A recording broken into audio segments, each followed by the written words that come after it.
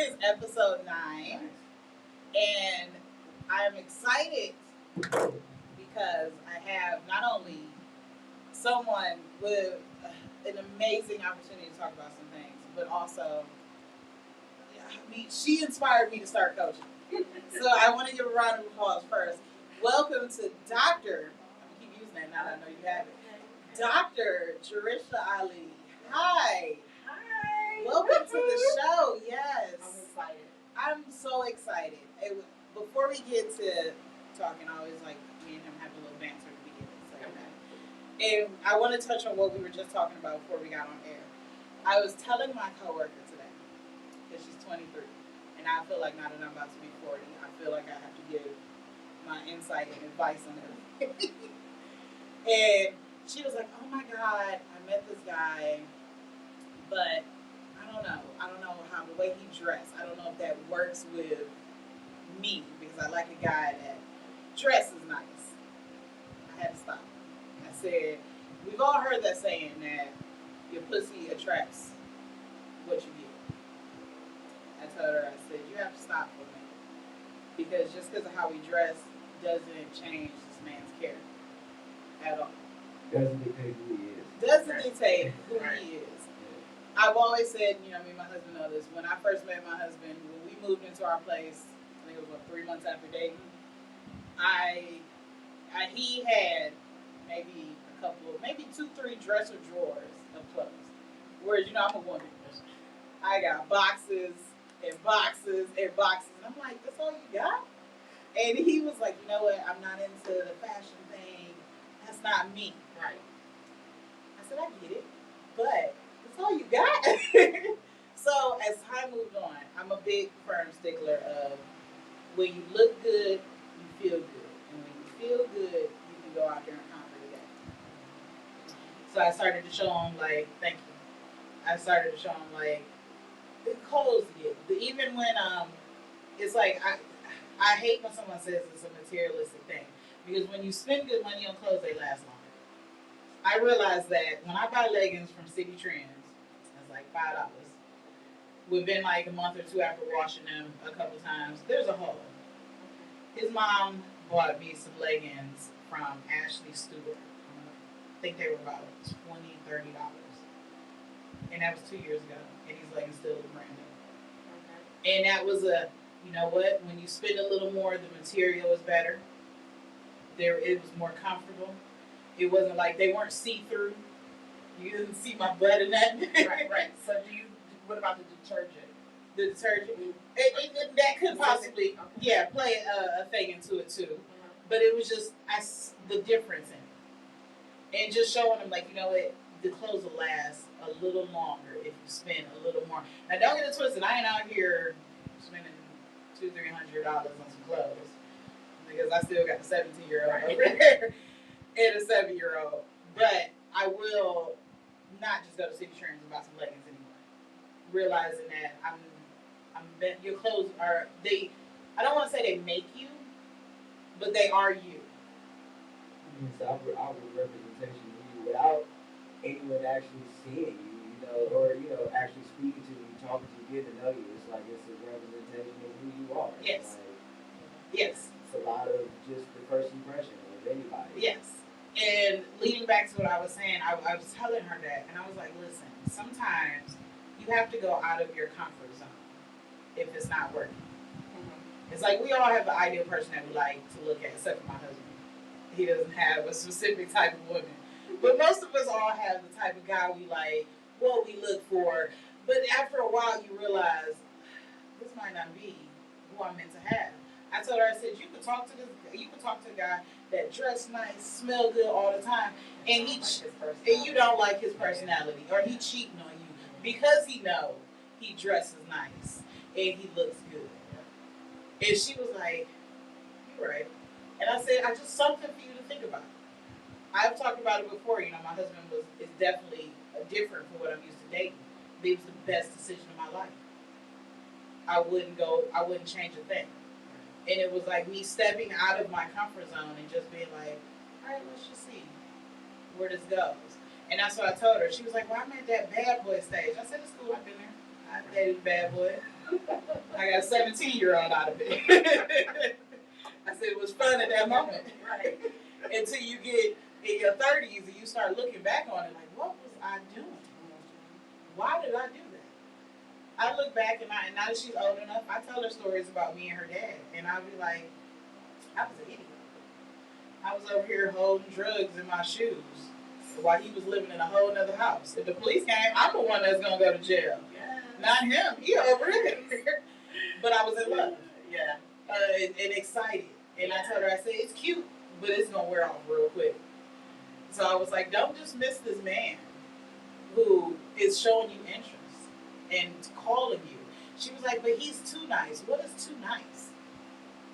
That's a good question. What is I too don't know. nice? I don't know what too nice is. Yeah. I don't know. But I went for the bad boys too when I was younger, so I understand. She's 23, so it's like, I know you're going through that phase. Yeah. I was like, but there's no such thing as too nice. She was like, but I tell him what I'm doing. He's so supportive and this, that. That's a good thing. So too nice is being supportive? I guess so. Oh. She's going to need that in her 40s. I was like, no.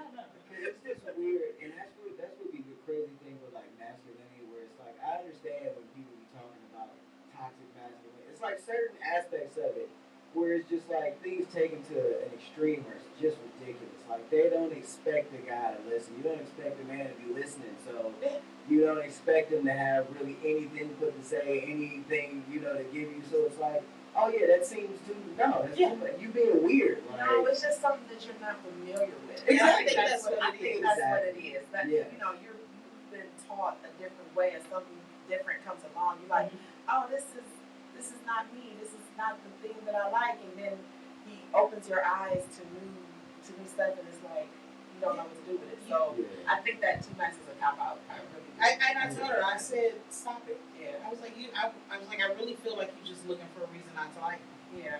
And I was like, there is no reason. I'm like, I'm not telling you to just run off and marry this man. I'm like, but give him a try. Right.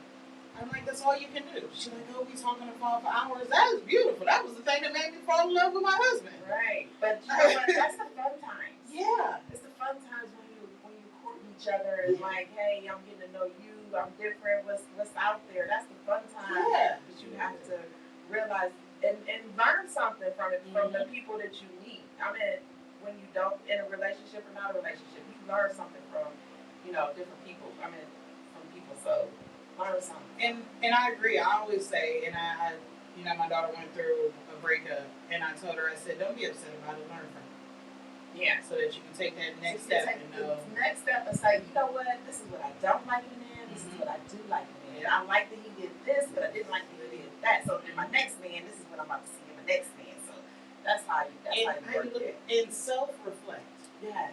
Because I'm a firm believer. Everything is a cause and effect. Yeah. Oh, me. I'm there. I'm there.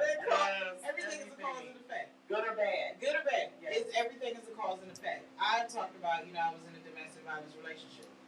And I never want to say that what he did was okay. It wasn't. Right. But one of the things I had to self-reflect on it was what led him to cheat was I never wanted to go anywhere with him. I would send him out there by himself. Right. Go ahead, I'm tired. Right. I stopped. All he saw me in was scrubs. It was like I didn't get dialed up. I don't have to get dialed up every day, but it's like you still have to look nice, so they don't want to look the other way. Right. And I realized that those were my mistakes.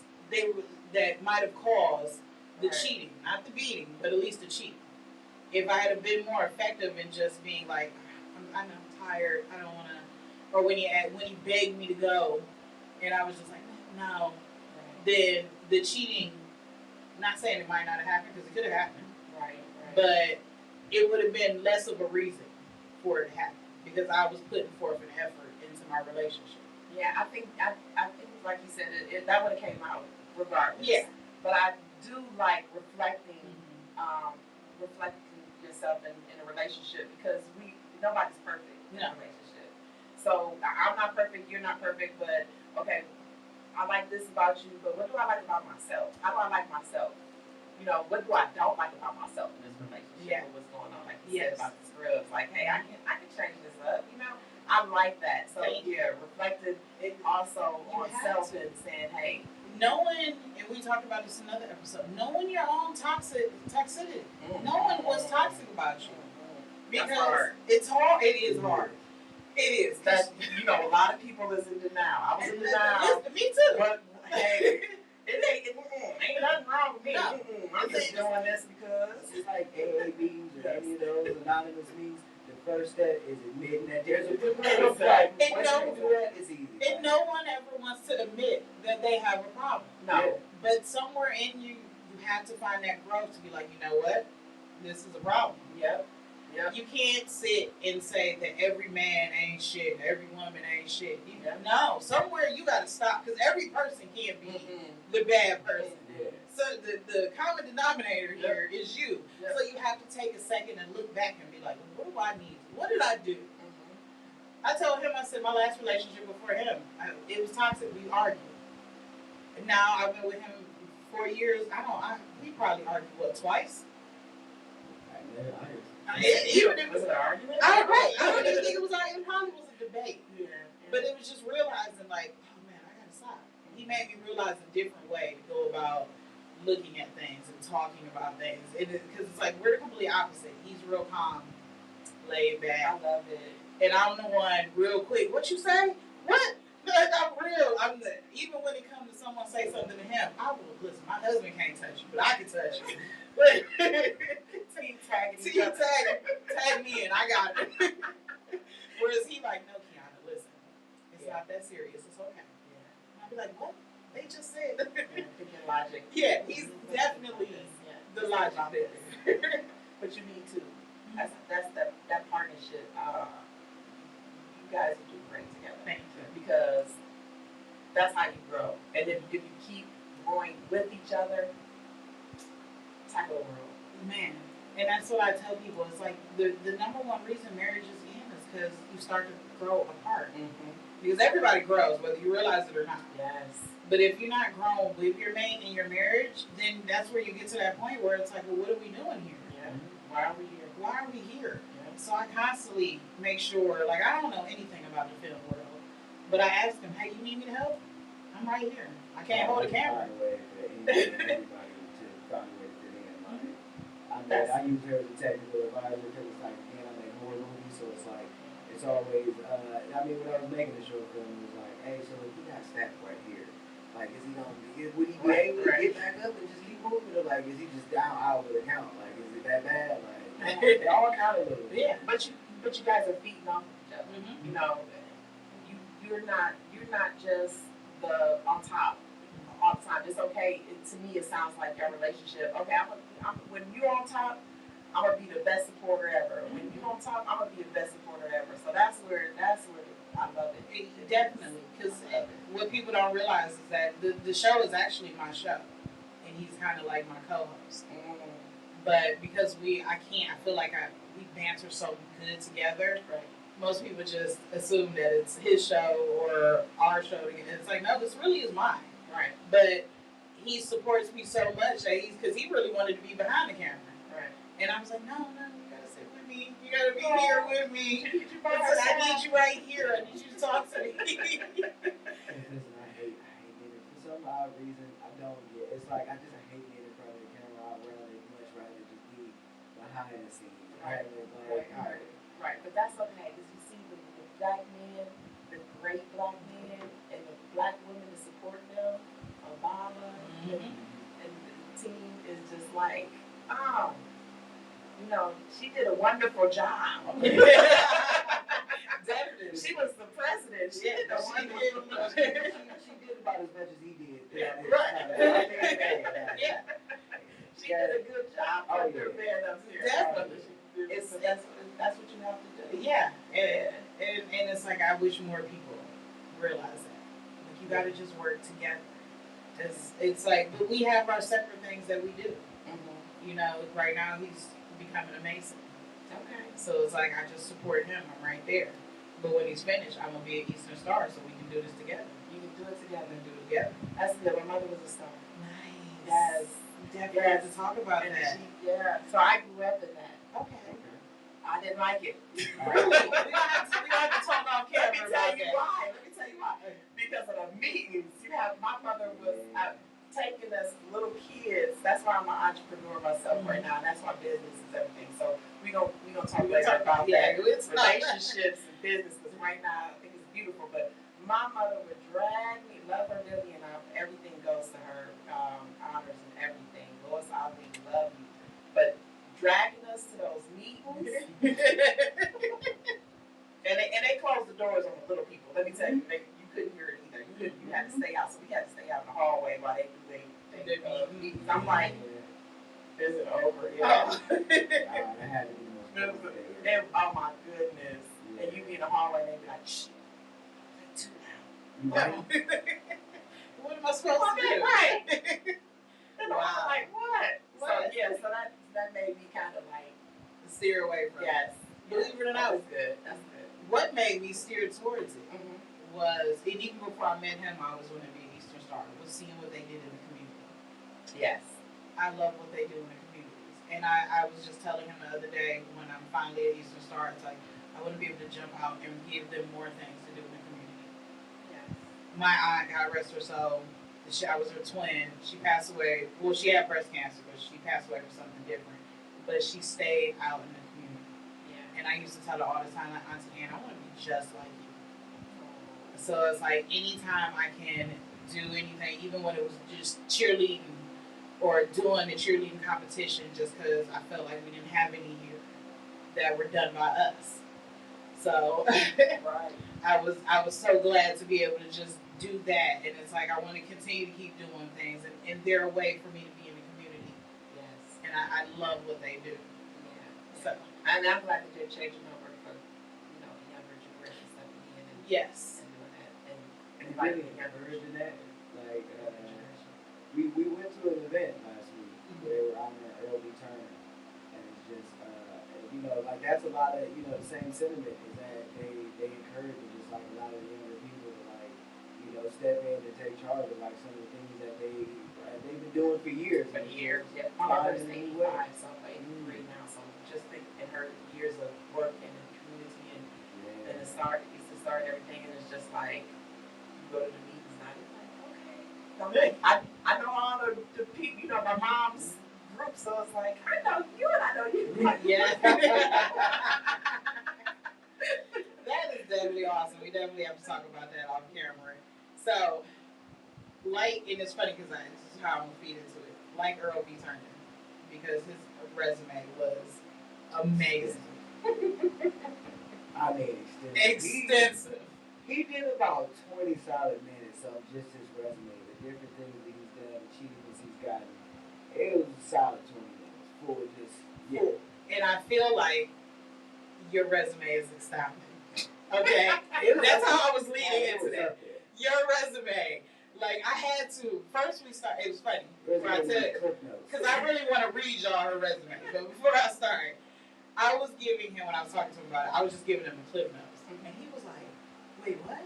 And she did what? I was like, you got to read this. He was like, send it to me. Like, we were both in the car like, oh my God.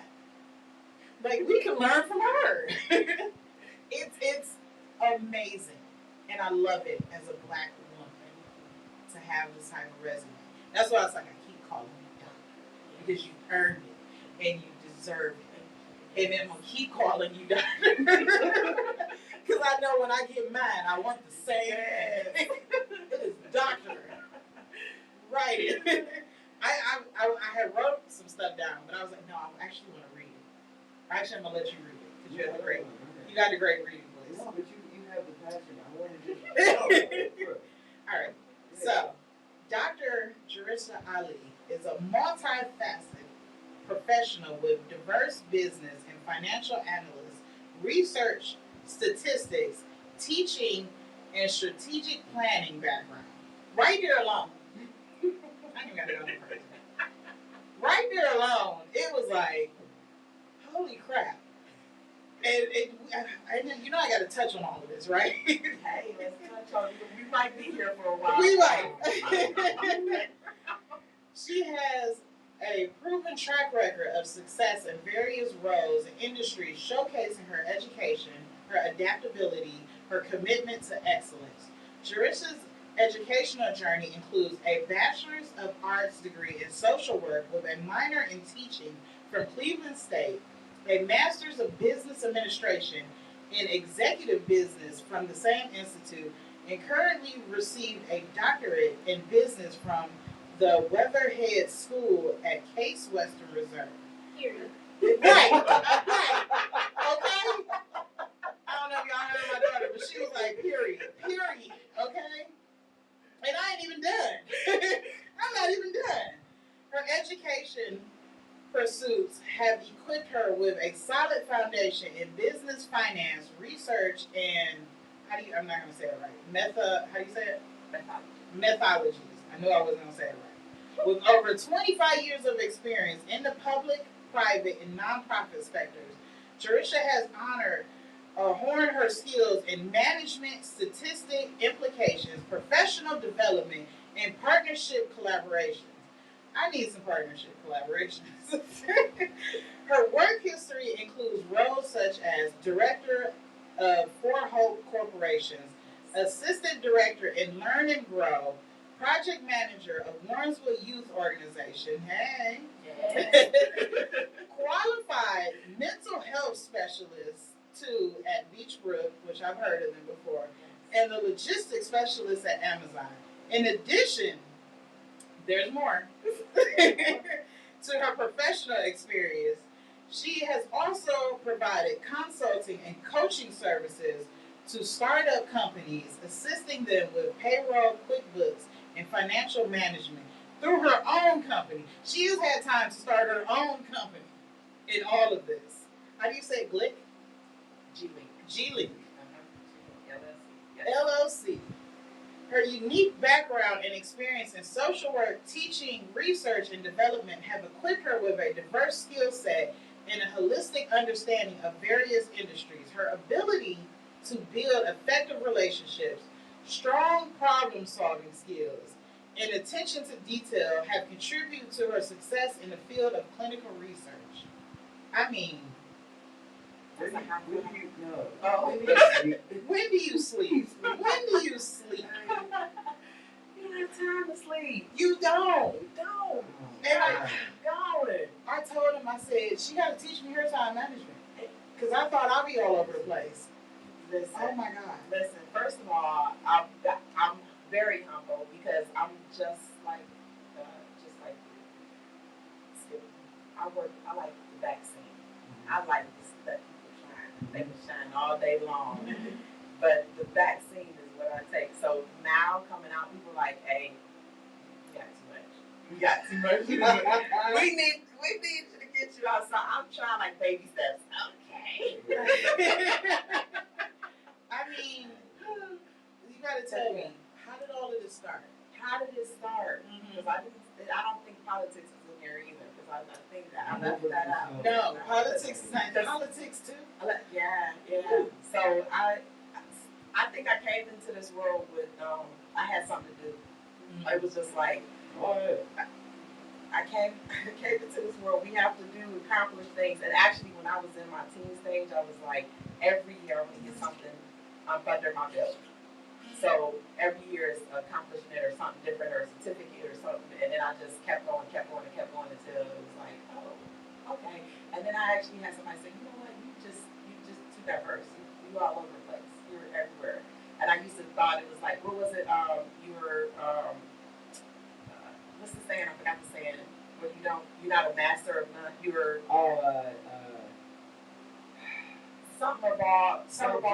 jack of all trades, master of none. Yes, I somebody said that to me once, and I took it hard. Like, and then I came, and I was like, because I had to redefine myself, and I was like, wait a minute, nah, jack of all trades is not a bad thing. No, not at all. Not at all. It is an amazing thing. So I'm like, okay, I know about this business, I know that business, and then G-Link is what I started, and then I took education, and then I took what I've learned, and I was like, okay, because I've always helped the community, and I started in the community. Actually, like I said, my mom was a star. I started with that, and she actually was in the politics and helping politics in the community. So I was like marching when I was 5. Wow. So I'm at literally campaigning. Now I'm not going to. This is a long time ago. Yes. Mr. Crosser for those old timers that I know who that is. Yes, I know who he is. When he was running for mayor, that's a long time. Lord says my age, but that's when I started, and since then I was in the political world. I've had some mentors that were awesome. That famous Miss Lewis Moore, like that just was taught me a lot of stuff in life. And then it was just like, okay, literally, I think the one person I met, he said, well, what haven't you done or don't like or whatever? Mm-hmm. And I said, ice skating. That's the one thing, ice skating. Ice skating. That's cute. I was like, yeah. So I was like, okay, but literally, and I still have to grow. I feel like that's not enough. Really? Yeah. So I'm like, all right, I still gotta grow. She's definitely got me beat. You tell me all the time to slow down. She's got me beat. Because he tells me all the time. I'm constantly like, oh man, this would be a great idea. Oh man, this would be a great idea. And he'd be like, listen, you need to finish this idea. This idea, right, before you go to the next idea. But it's like that, the thought, like you said, the passion comes in, and it's like I'm always thinking of a new business, a new idea. Like you say, like we're going to touch on generational wealth. I told my daughter, I said for her 18th birthday, I started her LLC. Oh. And I said, I just be excited. I was like, instead of buying her this and that and this, like, she's already in cosmetology school. Yes. There's an LLC for it. She said she wanted to do a facial line. Yep. There's an LLC for it. There you go. Yep. You take that. Yep. And mommy done built on the credit on it. Yep. And you take that, you do what you want. If college don't work out, you got that right there. Yep. If nothing else. Yes. And it's like, I wish that we knew about this when we were growing up. Yes. And where our parents pushed us to have it. But it's like, now that I know and I'm educated, I'm going to make sure my kids have it. Yes. I said, if I got to work, and I always tell them I hate the 9 to 5. I love what I do. I love what I do. But that 9 to 5, honey, yes, working for somebody else, they don't have the same mindset as you or outlook, I was like, I can't. Yeah. So I always tell him, and when he be like, oh, what are we doing today? I'm taking over the world. Yeah. Pinky and the brain. Oh, that is my slogan right there. Pinky and the brain. Taking over the world. What we doing today, brain? We are taking over the world. He is the brain. I'm Pinky. We are taking over this world. I know. I love it. So what prompted you to really start, like you wanted to be like, you know what, I'm going to teach other people how to start businesses? So I have to go back to my grandmother, Cedar. She was a seamstress, and everyone in the building came to her for sewing. Mm-hmm. She had him to dress up. She did a prom dress. She was an entrepreneur. Okay. And then my mom was a key punching. She started a key punching company. She was key punching. So that's before they had computers and everything. So they would send paperwork to her, and she would type it up for her. Okay. So she did a lot of administrative work, stuff like that. Mm-hmm. And she bought her house with her business. So that was my entrepreneurship kind of wake up call or whatever I'm about to do. So it kind of lead me in, and like you said, the 9 to 5 was just, I'll go in there and I would work 9 to 5. I was a property manager, a teacher, social work. So it was, 9 to 5, okay, but it was just like it was something else because it's like you said, it's not your dream. Yeah. So once you step into your own dream, it's hard work because people are like, okay, you want to just be an entrepreneur, but then what's entailed with the entrepreneurship? Entrepreneurship, what goes on? So you just don't pay yourself and it's your business. No, you're the last person to get paid in a business. Mm-hmm. So it's more work than I think than the 9 to 5 than what it is because it never shuts off. It never stops. It never stops. So I think that just seeing it and being in it and seeing that we need to be more into it. Like you said, you have a 9 to 5, but then you got a business on the side, and you having a business for your children on the side. That's me all day long. First of all, my kids are like, and I have 6 of them. Oh my God, I knew you had kids, but I didn't know you had 6. Yes. And still you had time. So Still you had time. This is I birthed 4. I had 2 more additional ones. I don't call them it. They are my children, so I love them all. But yes, so I say this because one's doing her bakery, doing cooking and culinary school, and I'll help her. So you can order cakes from her and everything. okay. One's an engineer, one's an actor, one's in factory work. I love them because they all have that entrepreneurship mind, and they say, "Mine, just philosophy. Just stop it. You gotta teach something all the time. Stop it." And I'm like, "I know. I'm sorry. But every day is a learning lesson. It is. Every minute, you never stop learning. Even the children I have right now in my care at the summer camp, and I have them, and I'm like, it's a teacher moment. They're like, Dr. G. I'm like, no. Everything is a teacher moment. And it's crazy because you can even learn from kids. Mm-hmm. These kids nowadays can teach you something. Yes. They teach you. They teach you personally. Like they teach me just a lot about just like myself even at that age. Mm-hmm. Just like because this is the opposite of not going to tell you age, but it's just like I remember being on the beginning of like when social media first became, it was social networking. It wasn't even social media. Right. Like it Right. was supposed to be for networking. And it's like now it's like it's not even the same. It's all just supposed to entertain you. That's a lot of the difference, and it's like it really helped me understand them better because it's like they weren't like the same way we were, where everything was about us networking with each other and just becoming now it's all just about distracting you from everything else that's just going on. It's a reason for that. It's a reason for that. And it's real. It's just to keep you busy and not to know what's going on. Yeah. Because if you do not know what's going on in the world, if you do not know what bills are being passed and all this stuff is going on, hey, keep watching this while I do this over here. That's what's going on. I was just having a conversation about that because I was looking at I watch a lot of just like interesting videos and things like that. And it's like there is a bill that's being passed about child labor laws. Yeah. Now with YouTube and things like that getting so big, that's becoming what's being like the bigger employer of children is those platforms.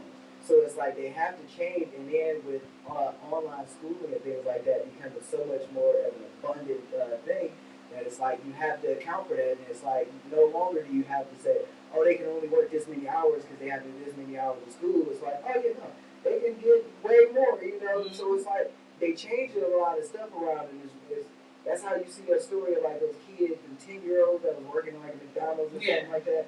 Like, yeah, it was on social media after 17. It was like 10, 12-year-old kids working like overtime out. Like, but it's like because they changing these laws and people not paying attention to that.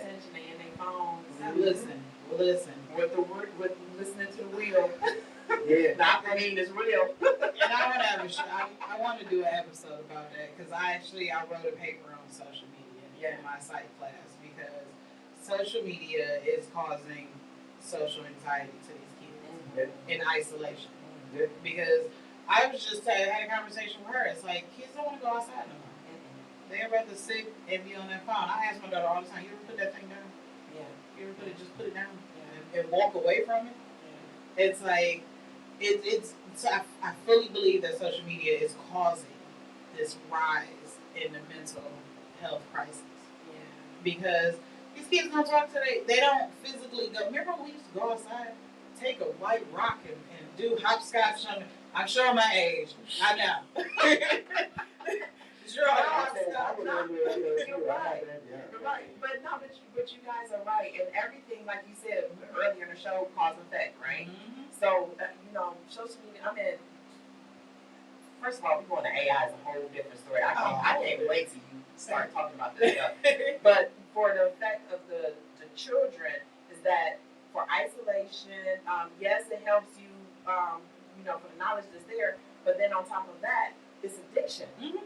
So they can't. We not even realize how addiction is even how it's affecting us. But on top of that, we have to have it. Even I said for my group that's in my camp, I say, you know what? I'm addicted to the phone. Like if I gotta grab the phone just to look at it, I'm addicted to the phone. So we don't even have the phone here. We have to we put the phone up, and then from literally from 8 to 5, no phone. So unless it's an emergency, call someone, but no phone. So it's that habit of not having it is like, okay, but you see them like, yeah, I just want to. I can take you first a little bit. It's a little scary because it's like it's kind of replaced our own brains to a degree. Yeah. Because it's like you don't actually think about the answer to a question. You just Google it. And even when you find out the answer, you don't even remember it. No. You just have to Google it again. Yeah.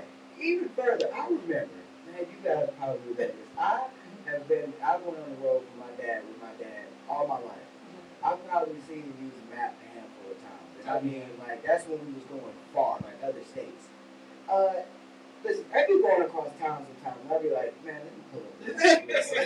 We don't even, like, have that spatial system anymore. Like, which way we going? Like, I don't even think they teach. Right, I don't even think they sell them at a gas station. No, I don't think they sell them at a gas station. You have to go to, like, the trucker specific. That's the only ones that really have that kind of stuff. Nowhere else would even have that. Like, oh my God, it's frightening. It is very frightening. It's so scary because it's like even, and I know you haven't been on a date with outside of your husband in a long time, but even when you go on a date, you see them at the dinner table. You're not gonna talk to your person here. Yeah. Unless you're mad, sorry. Yeah. I don't want to talk to you. Right. It's like I can ask a kid, when the last time you wrote a letter? I remember we had to write letters. It's like these kids don't know how to write a letter. And it's sad. That's cute. I never the pen pals. Yes. That I remember that. And it's a shame because kids don't know that. And it's like I feel like the old person now when I say that. Because the kids look at you like, oh my God, here she goes. But it's like, it's the truth. Yeah. Go outside. It's like I remember when she was little, I got her a tablet, but it was for educational purposes. And it's like, even with our son now, it's a time limit on that tablet.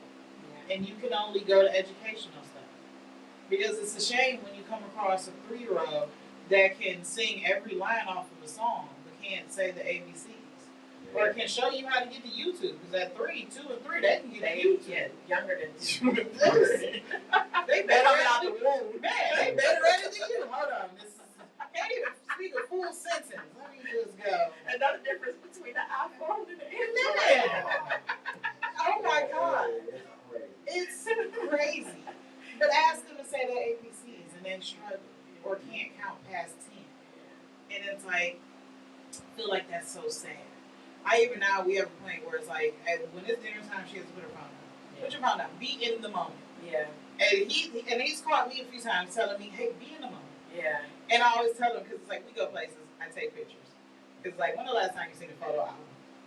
A real one. Like the ones our moms and grannies had that was like this thick. I told you, I come from my old set. Yes. That's a lot of them. You got a lot of them. It was so many. My mom was like, divide them again, 6 kids, so everybody has some. And it's like I never ever want to like be against any of that because it's like, oh yeah, no, I'm totally for it. It's just whether it's like I don't know, like at times it's like sometimes it's like I prefer to have that moment be a moment and it just be a memory, you know. It's like we don't need pictures of every single thing that happens. Like sometimes it's like it can just be a memory. And see, for me, it's like, oh no, I want these kids to remember this. I want you to look back on it when I'm not here and be like, this was my mom or this was my dad. Like, I look at my mom and be like, well, look at you with these coochie cutter shorts on. Yeah. But you've never let me wear coochie cutter shorts. But you got them on. I want her to have that moment. I want our kids to have that moment. Look at my mom thinking she a fast tip. Right. Or look at my dad out here doing, or they took us here and did this. Yeah. That's what makes me take the pictures. Yeah, but it's like, again, if my phone crashed, I'd lose all those pictures. Yeah. It's like, we got to get back to, I keep saying I want to make a photo album. Right. Because like, I want my kids to have it, keep it. So my sister was looking at Netflix movie called Black Mirror, and it's That's his Love show. that show. That's You his show. love that That's his show? show. That is his so show. they're on season 6 or something like that, and I just seen season 1, and I was like the stuff that we're talking about, like it's not in your phone no more, it's in the back of your head. You click it, and you can see the memories of your. So I'm like, where are they going to go next in the world? But that show kind of brings up like everything, some topics that we're talking about that making fun of it. It's kind of the show back in our days was the Twilight. Yes. Yeah. It's the new Twilight Zone. So we're talking about this stuff, and I'm like, I just seen it. I was like, Black Mirror, like, oh my god. An episode where dude had his wife like putting in his head after she died, and she could see, had full consciousness. I didn't get there. Oh my god. That's why I don't even look at television. That's how it is. But my sister was looking. I was like, oh my goodness. Okay, like this is interesting. It's a deep show. It is a deep show. It is. Yeah, he showed me a few episodes of it, and I was just like, holy crap. And it's funny how you say that. It was a movie you showed me. Remember that movie you showed me where dude got a chip and he was able to walk? Oh yeah. Oh yeah. And now it's real? Oh wow. Yeah. Yeah, he was paralyzed in an accident, and there was a super futuristic. This is like way in the future. This guy was able to take a chip to replace the part of his spine that was damaged, and it would like be able to fully animate him again. Right. Because he was a quadriplegic. Right. So and that's exactly what happened. But then it's just it had the dark side of it, where it was just like right in the movie completely took him over. Right. So. And now, I read an article because I had talked to him about it, and it was like, now it's real. Yeah. They're working on something like that. Yeah. It's like these movies that are just ideas are now becoming reality. Yeah. It's like it's scary, but it's like, where are we going to come to? It was like we had a conversation. Hoosier has it now in the new men's cutlery that I was telling you about, where when you're on the elevator, it's a camera. The camera scans your face. It then lets the medical assistant or nurse know that you're there. They then tell them what color shirt, and what color pants you have on, and where you're sitting at, so that they can just come out and tap you on the shoulder. So is this the same place that has the basketball court or something that they put in? Oh my goodness. Yes. Haven't been there yet. Oh my goodness. It is. It is futuristic. So futuristic. And his response was, your job gonna be next. And in reality, it was like, you're right. Yes. Because if they can scan you to where now they don't need front desk, what's next? Yeah. It's scary. There's going to be a thing that's going to be able to go around and be able to do full body scans on people without even having to do nothing, to get your blood pressure, get everything about you, full everything from a scan. And then whatever you need, be able to dispense you meds right there. Anything. Like, the Terminator future is real. It's not going to be like explosions and death and shit. Like, it's going to be comfortable as shit. Like, I just seen a new mine. What is it? Mine? What is it? Me. And it said, we warned you. Like, we had the movie out for you. We told you how it's gonna be, and you still wanted it. And that's crazy that y'all said that, because it's like, for real, the metal part of them is not the AIs that they're doing. Yeah. And that's scary that Terminator is really coming to life like that. It's a little more like, you ever seen WALL-E? Pixar movie came out back in the day. The whole premise of that movie is all the people left the earth, but then they all became these gigantic, big, huge, and all the robots doing everything for them. And it's like, that's what's gonna happen to us. Sooner or later, we just gonna be, it's more and more comfortable. Like, man, it's gonna be good. Robots gonna be able to find ways to make us way more comfortable. We even don't we need it. Right. I think that already said it's gonna take over. And it's scary. And what makes it even scarier is that you're gonna have to alter your business to fit into the AI world. Yeah, mom and pop shops. So with this 4 years ago, they were already pushing them out. So they was pushing the middleman out. Plans, when they plan, when organizations, with Amazon, corporations, with big corporations, when they plan a 20-year plan. Mm-hmm. So it's like, okay, you don't know what's coming until you see the aftermath. And I can, even Euclid wasn't like the street going down Euclid wasn't like that. Cleveland area, that was a 20-year plan. Wow. Yeah, people don't even know about it. No. And it was in the making of what they're going to do, what it's going to look like, moving people out, even the housing and, intimate domain and all that stuff. But people they don't know it. No. They kept them busy doing something else. Yeah. Yeah. We too busy on like whatever the social media was at the time, like Facebook probably. It's too busy. So now, like you said, we have to adapt because entrepreneurs and the new wave now, which is AI. How are we gonna fit that in? What are we gonna do? So there's a lot of platforms that say, hey, come and learn it. Hey, jump on it. Jump on everything really quick. With the writer's strike, because AI plays a big part in that. Because they want the writers union essentially saying like, yeah, nobody can use AI. Like y'all have to. It's like no, because it's like that's completely unfair to just. You could buy a program that's gonna do my job for free. Literally. No. I saw a high school on a post about that. They were banning kids from using this app that was writing their essays. Yeah, It was an AI app that was right. I told Kiara. AI had nothing to work with. I messed with it for a little bit. I was like, it's deep. Yeah.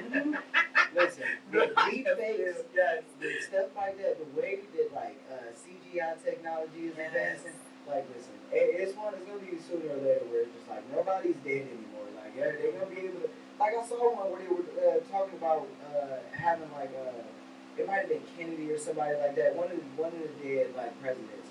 They were talking about having an AI that was able to program with his memory and all everything his that voice, was and his voice, and then they had the deepfake technology be able to like present him in the screen, and it's like, oh yeah, so people now was able to ask him questions and be able to answer it, and it's like, hey, that's that. No, I don't want all that because then now I got to worry about an AI trying to steal my money or impersonate and fraud and stuff. Right. It's like our worries have changed.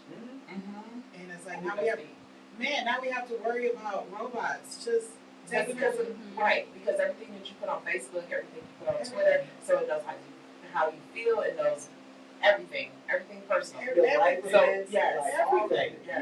They could just go and look and then catch you with even our voice on here and take our voices and take our life.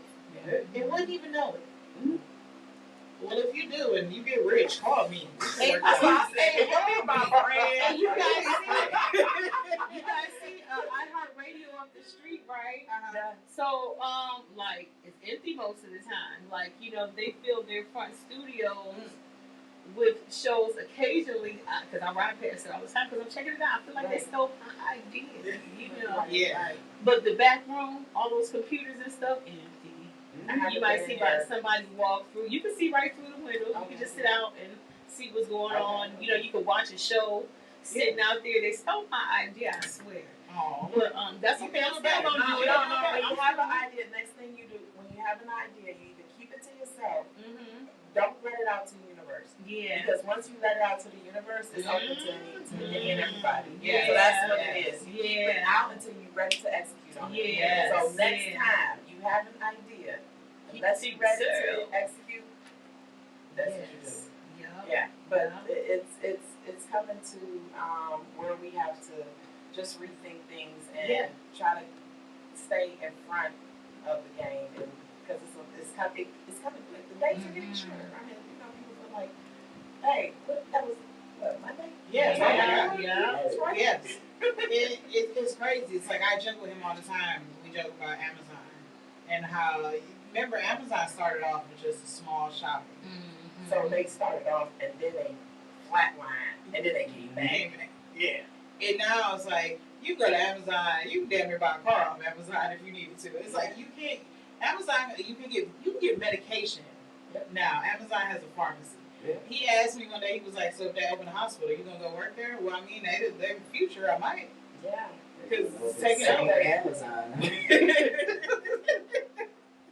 Saint Amazon. Amazon gonna have a school one day. Amazon University. I see that charter school going on. Right. Learn how to do it. Get them ready for Yes. And I'm to go right into work. Yeah, we gonna see Dr. Grisia right there.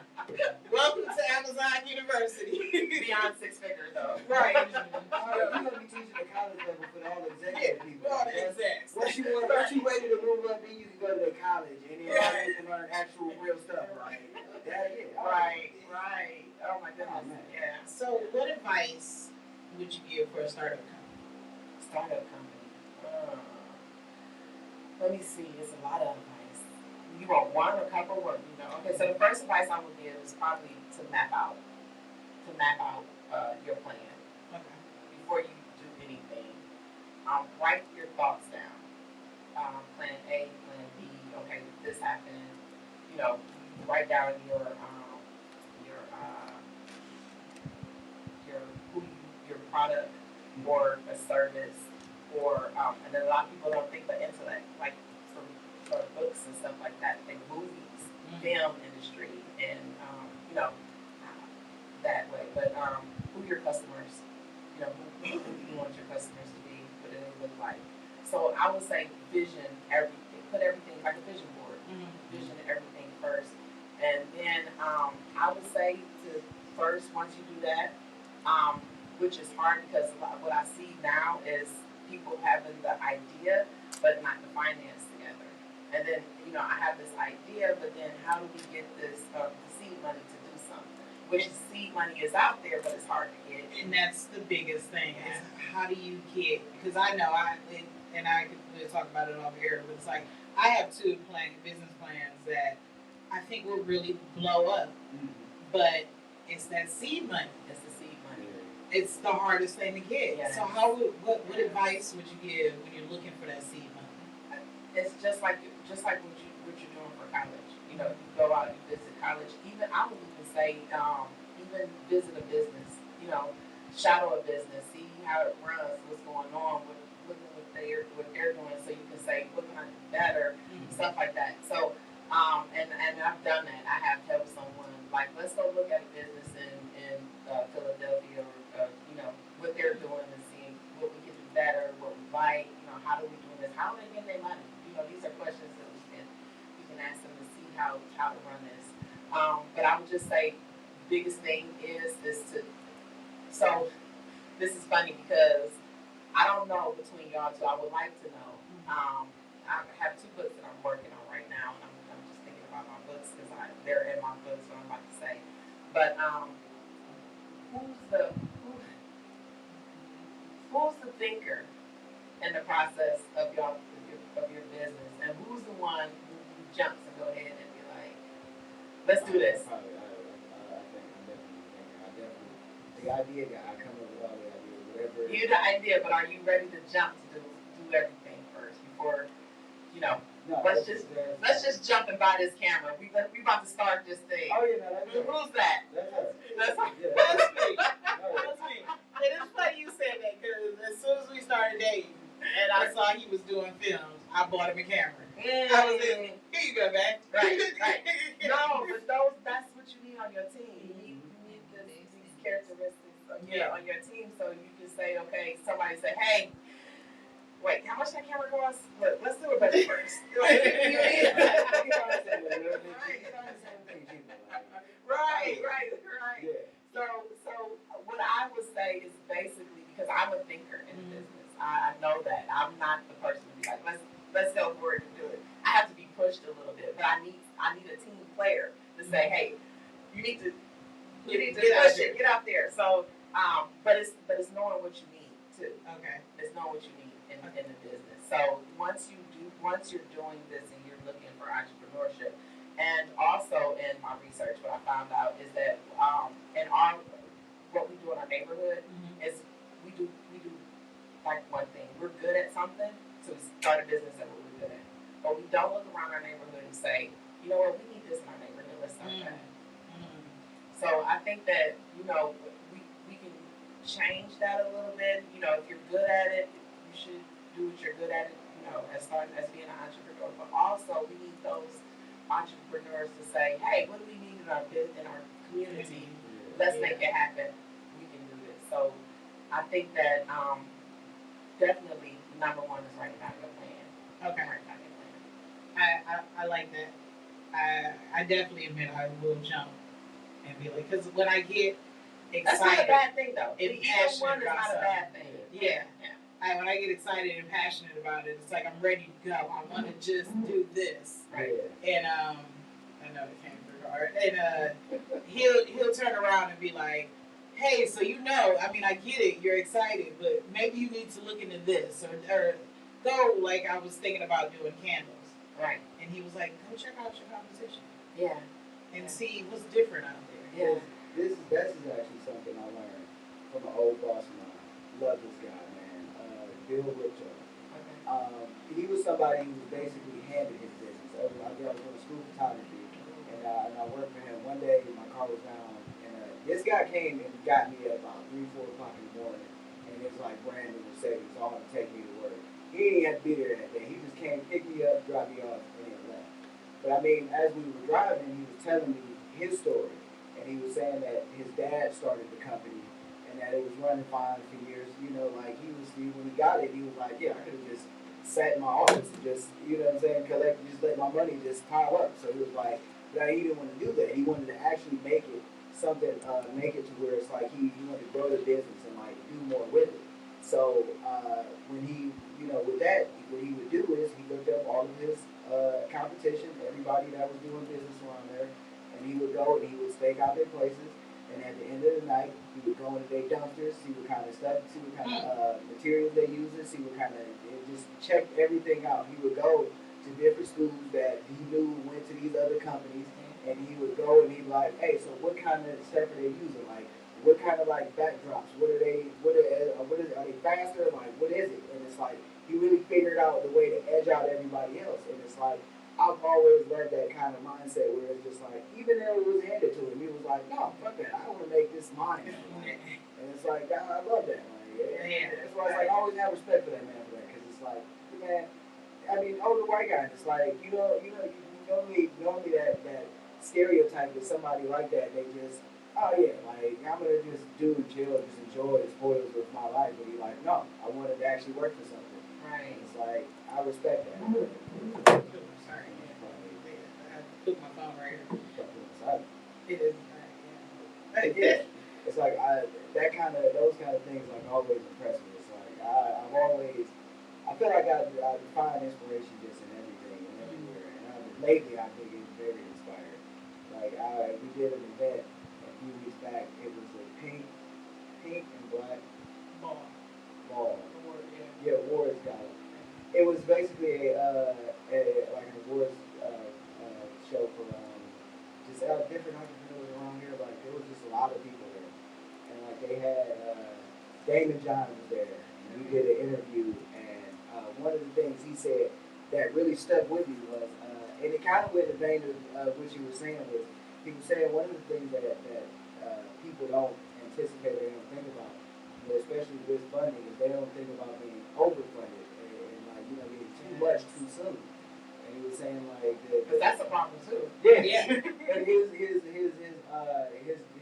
example was, somebody that makes amazing muffins, or they're a great baker or something like that. Everybody loves their food. Like they've made stuff for people here and there, and then it's like, okay, they go get a loan, they get $100,000 loan or something like that, and they buy a huge storefront somewhere, and then they get the whole place decked out with like cupcake and muffin tops and stuff like that, and everything is shaped like this. And then they buy all of that, but it's like they never actually took the time to look at like the demographic of people that's around where they shop is. And it's like this many people got peanut allergies, so it's like now you gotta tailor what it is that you make in a different way. Not anticipating the guy working for you just being a scumbag, stealing from you, little stuff like that. It's like you went that big, but all you really needed was like a kiosk, and you would have made way more off of it. You would have been able to grow it, and it would have been something that would have benefited you better had you just started this way. And it's like people don't think about that. Like it is a such thing as too much too soon. Yeah. So I have to ask you before we start wrapping things up, because I know I'm way over time. Sorry, Marie. No, you okay. You're okay. Oh, I'm okay. Yeah. Okay. Generational wealth. I want to hear your perspective. What you would tell people. How you feel about it. Like, give me your insight. I know we touched on it a little bit. Right. Mm-hmm. So let me tell you why it's a problem.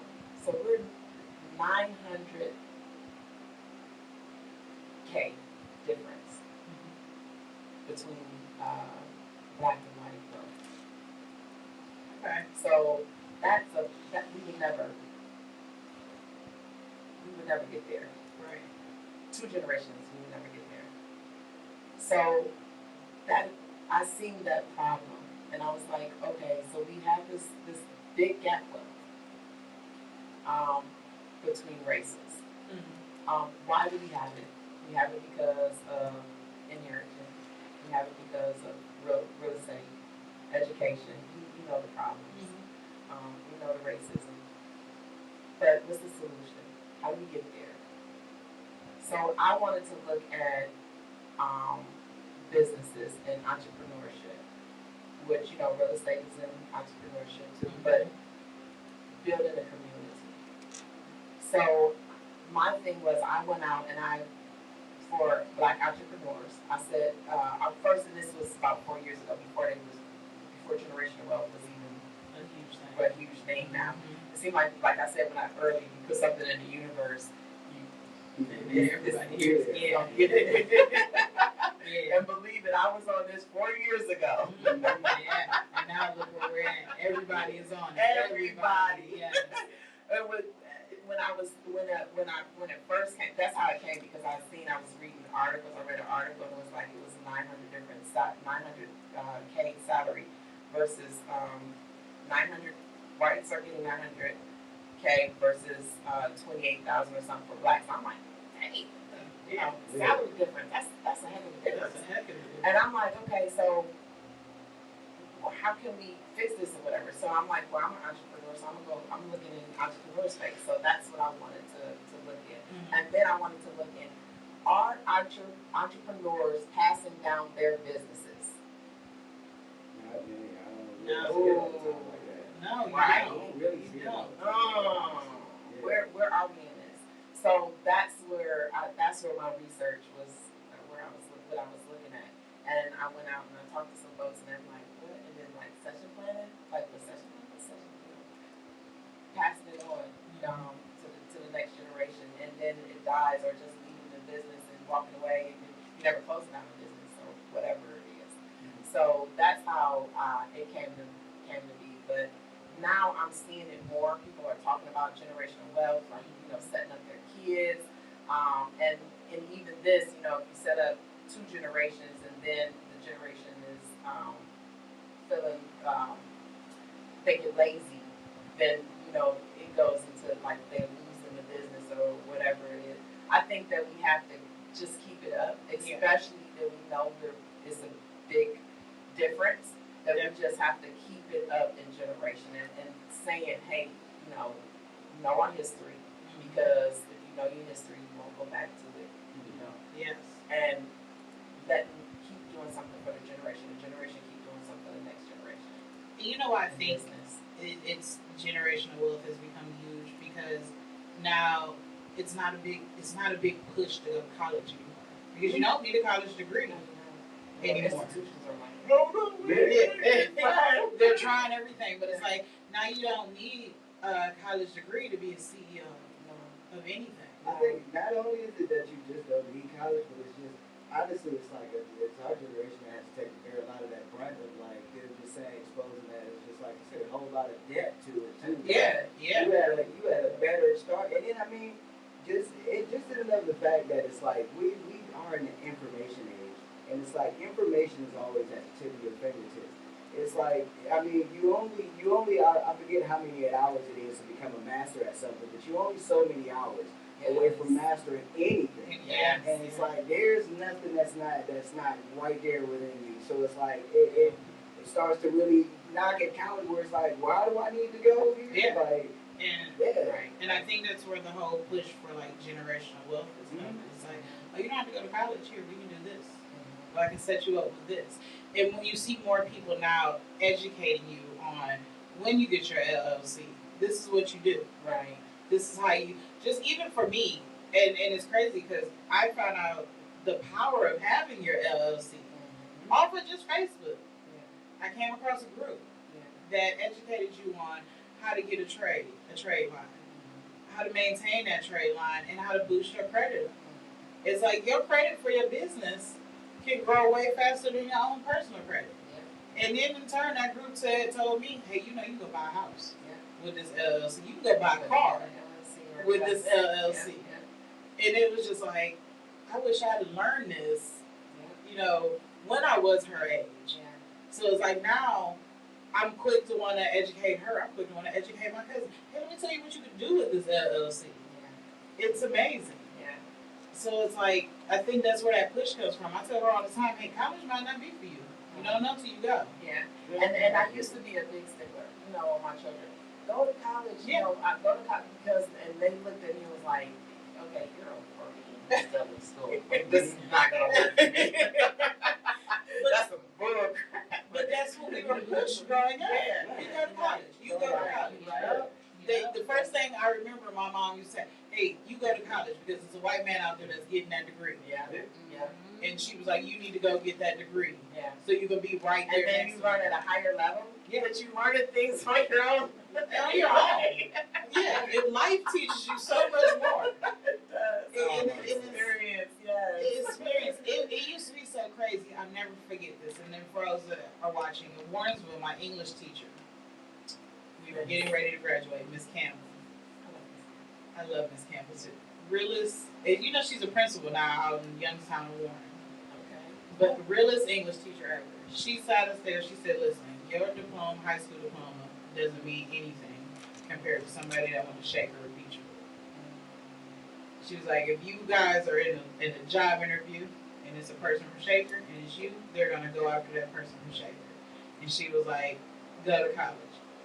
And that stuck in my head because it was like my sister, which is my best friend, she went to Beechwood, and it was just a realization of the curriculum was different.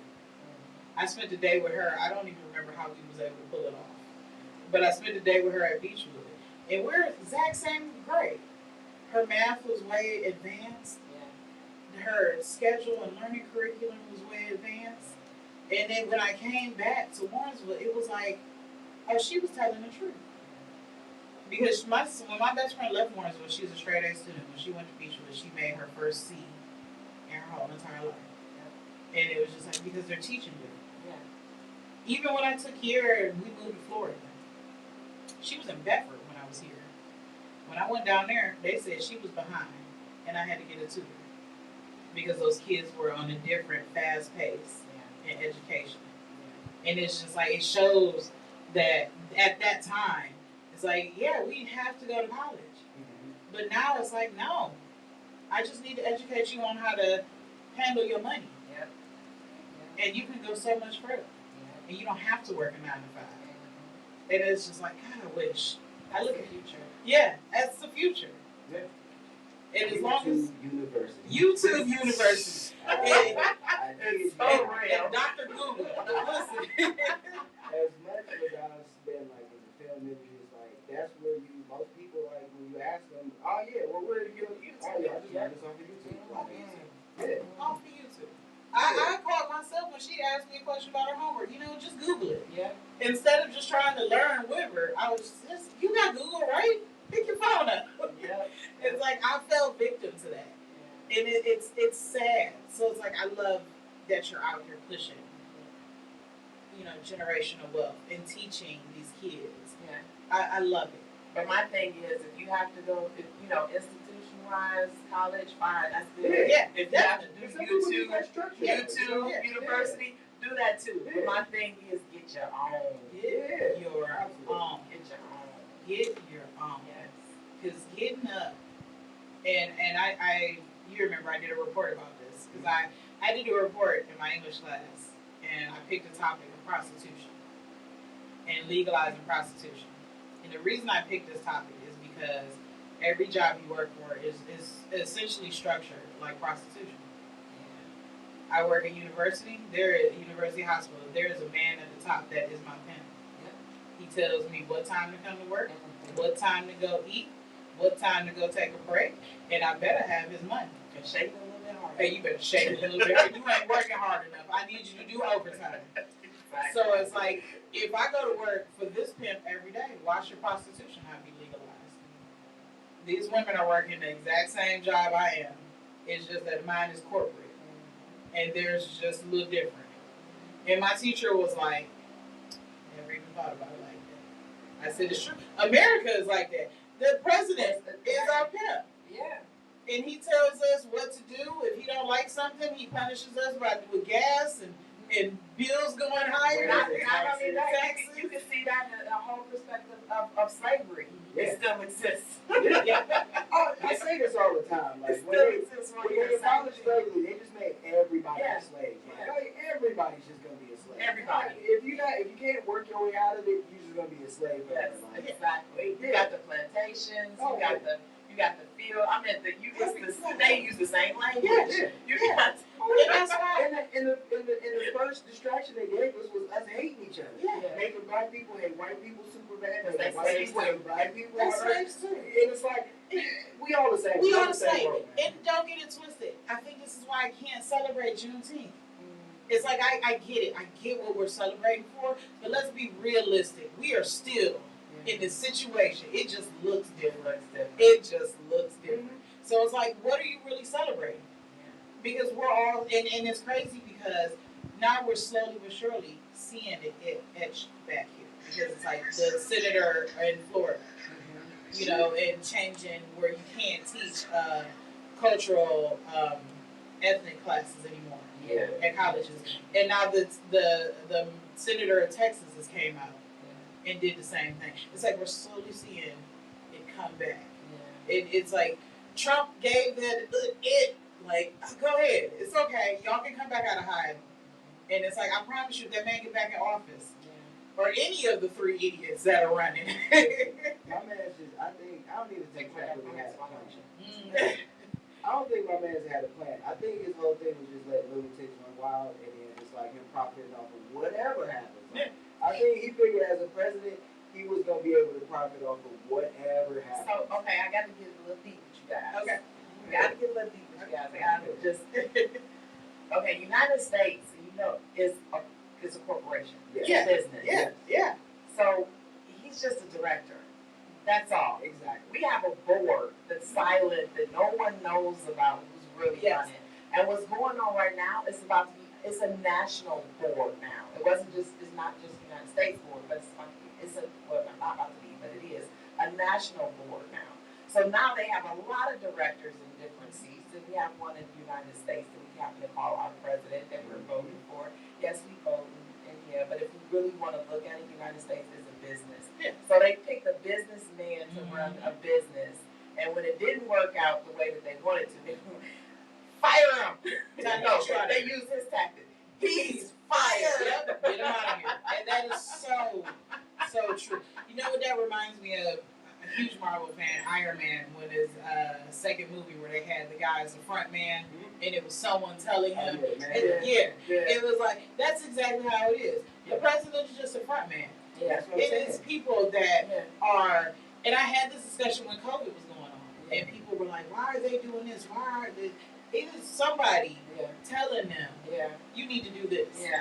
So when they say, like, I don't get into it. I don't get, and especially seeing politics and seeing how it's really run on the back end, like, it's crazy because I think though the ones at the top make the decision, it just trickles down. Yeah, it just trickles down. Yeah. And that was like with the argument of when COVID was going on and he wanted to lift the lockdown. It was like, you think you want to do that? No. It's people telling him, you need to lift this lockdown because we not making money.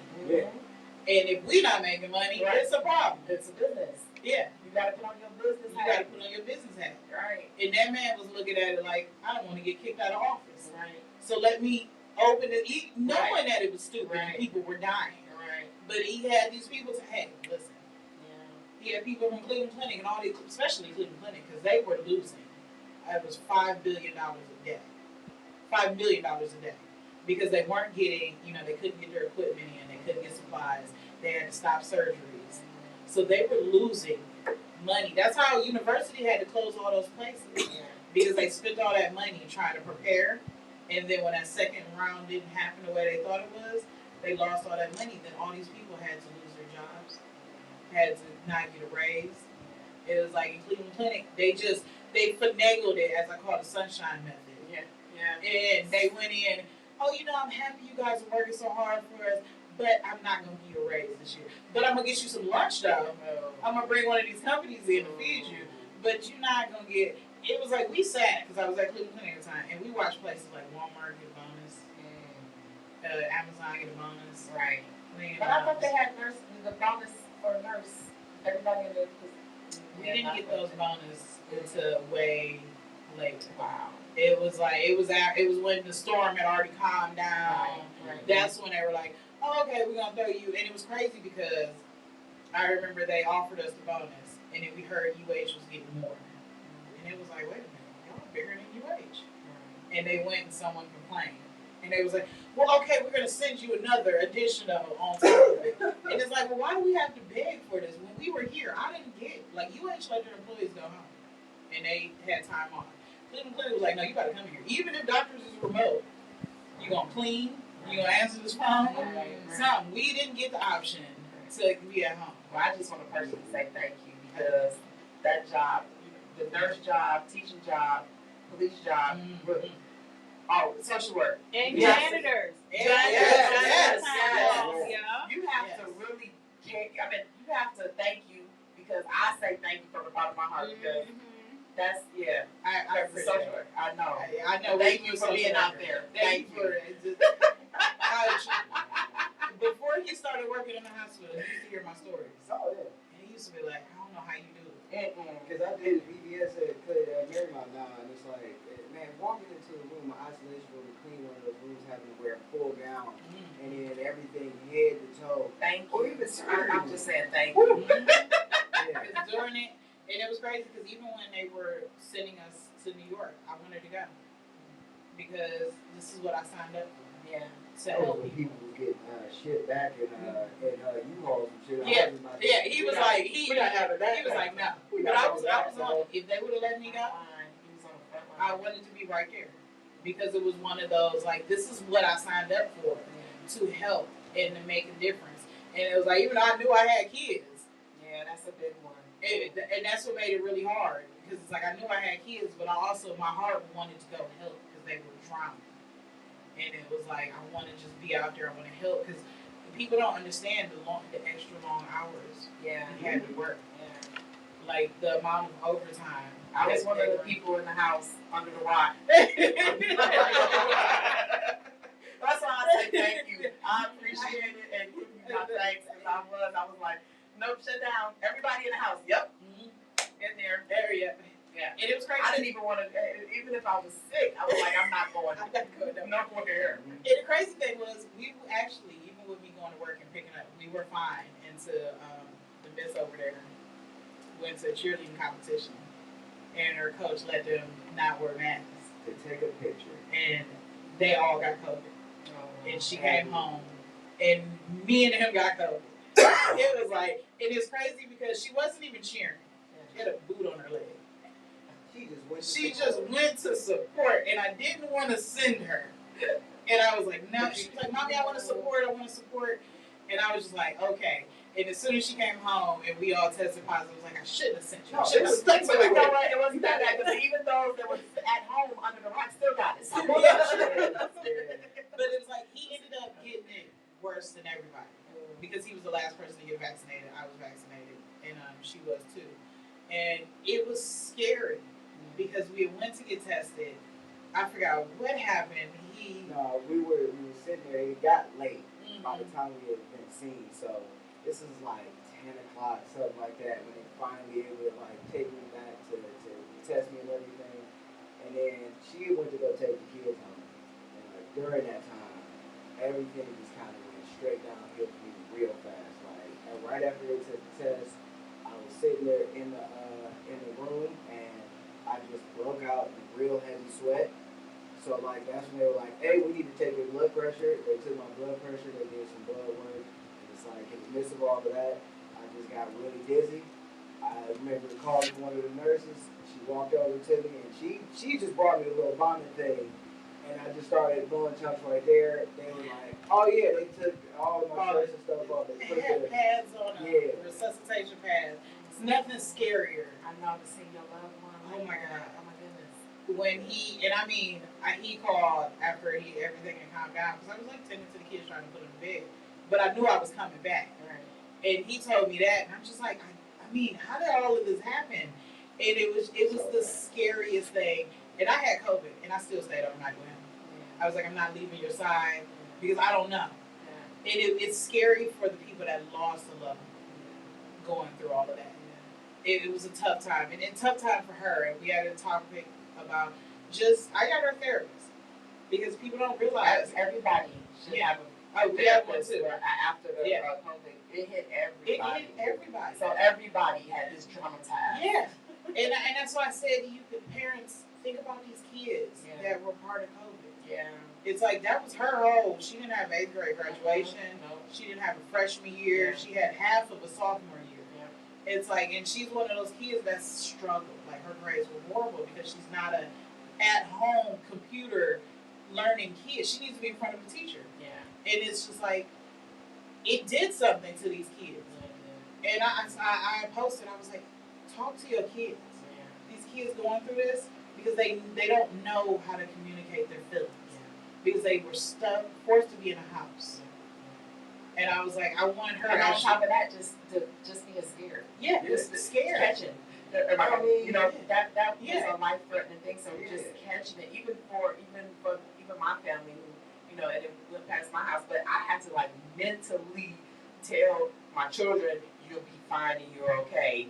Mentally get out of it. Because the first thing was, so you know, just it was a mental thing too. It is. Because I still find it, I can't be in large crowds. My anxiety, like we went to the Asian Fest and we walked into the building. I instantly, anxiety just was too many people in here. Yeah. I feel like no one has on masks. COVID is still real. Yeah. There are new variations of it that no one's talking about that's happening in China. Yeah. And so in my mind, especially going through all of that, I'm like, the anxiety was so high. He was like, just come on, babe, let's go. I had to go. I can't.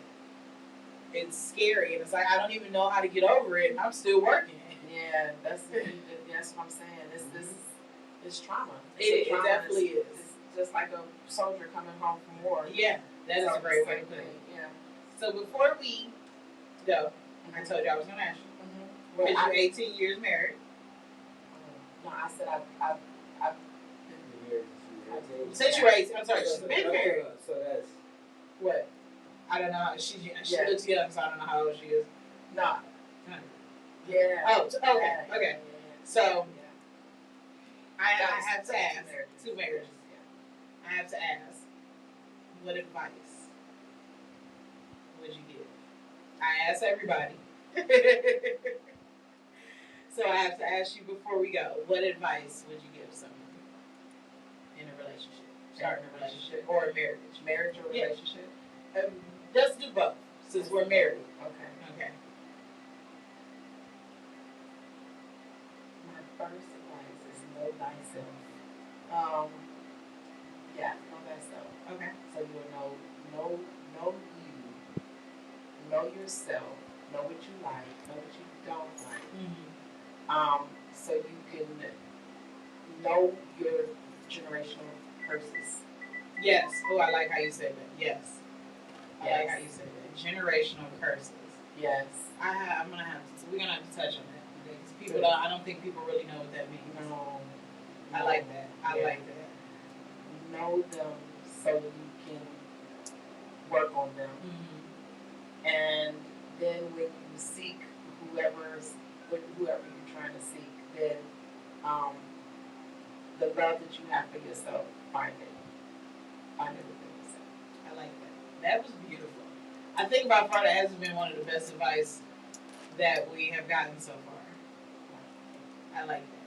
Yeah. Tell everybody where they can find you, especially if they want to talk to you and consult you about starting a business. Where can they find you? They can email me at glink@yahoo.com, or they can. I had a phone number, but I changed it, so you just send me an email. All right, and I got you. I'll email you back. Yes. Well, thank you, Dr. So keep saying it, Dr. Grisia Ali. Thank you for coming. Thank you for having me. I love it. I'm glad you enjoyed it. I want to come back, so make sure you have to open the doors. Oh yeah, because I just thought of a whole another question because I actually we can't get into it now, but it's like just your opinion on things like Bitcoin and NFT, or even if things like I've been really into a lot of masterworks, which is like invested in artwork and things like that. Just what are your thoughts on that? Thoughts on that is to jump in it immediately. The United States have their own currency for some coins, so make sure you look that up and see what it is and jump on it immediately. So we definitely are going to have you back. Yes. So we can talk more because we talk. Yeah. We can talk. I got a lot to give. So. And I appreciate it. I really do. And again, amazing. Your inspiration. Thank you. You have no clue. Thank you. Because I'm always trying to take over the world and I'm see. proud of you though. That's why I called you. I looked there like, hey, I seen your show. I want to be on there. Marie, you weren't in here when I really introduced her. Hey, but she for guys that don't know. I was like, she going places. Yeah, she started me off in my youth career coaching. Okay. And that's how I knew her. She was a coach of my daughter's cheer team. And unfortunately, one of the coaches stopped coming. And I was one of the moms that was always there. Always, yeah. And she asked, anybody interested? And I said, well, why not? Yeah. And she guided me. And she taught me. Yeah. And it's like, now you were 7 in? Yeah. 6, 7. So 10 years later, I was commissioner of YFL League. Okay. Congratulations. Of Ohio. Yeah. That's why. See, you radio show going somewhere. Yeah. I'm telling you. I did my own cheerleading competition at CSU, and I had a great turnout. All right. I mean, people still ask me to do it again, and I do want to do it again. Okay. It was a lot. Yes. But you know what I say? I say Cleveland has so much talent. Yes. We have so much talent. Let's work with each other. Let's help each other. Yes. And praise each other and say, you know what? Because a lot of people coming out of places and doing things. It's from Cleveland. Yeah. Yep. Yeah. Yes. Yep. Yes. Well, thank you guys for tuning in. And like always, all right, like, share, subscribe, all the rest of that bullshit. He's getting worse and worse at this every week. There's so many things. Like, you gotta click buttons to notifications so you can be notified when a new episode comes out. You know where we're at. Yeah. FNA Radio, Facebook, Instagram, Twitter, not Twitter, TikTok, YouTube, Pandora, Stitcher, all the streaming platforms except for Apple. We will see you guys next week. Well, I think it's just me and you. I think we got a break. Maybe I'm gonna talk to y'all about that. Okay. Maybe we'll see you guys next week. You will. Thank you for tuning in. Bye.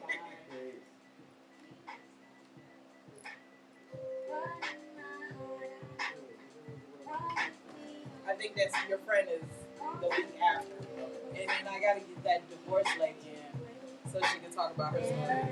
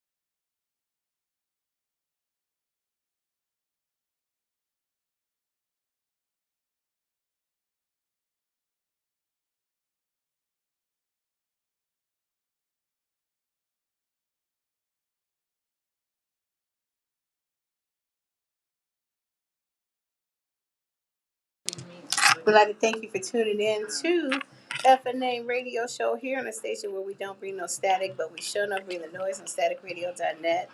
Make sure you guys check us out on social media where we absolutely love to hear from you on Facebook.com/No Static Radio LLC, on Twitter at No Static _radio, on Instagram at @TheReal_No Static Radio, on YouTube at No Static Radio, and our newest platform, Discovered Discovered.tv. Not Discovery, that's the parent channel. Discovered.tv. You can find us No Static Radio, all one word, the same thing. And for all things No Static Radio, I'm about to skip a part. Wow. For replays of this show and all others on the platform, please check us out on Mixer and Mixcloud.com. Just type in No Static Radio on the toolbar for replays of this show and others.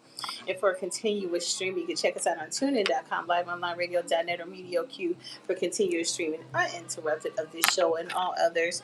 And for all things on Static Radio, including up-and-coming events, merchandise, and a look at all our great show hosts here, please check out our website at www.nostaticradio.net. Thank you so much for tuning in on this fantastic Friday. Stay tuned. Coming up next, the plus-size Barbie with Welcome to the BBW Show here on your voice of the revolution on staticradio.net.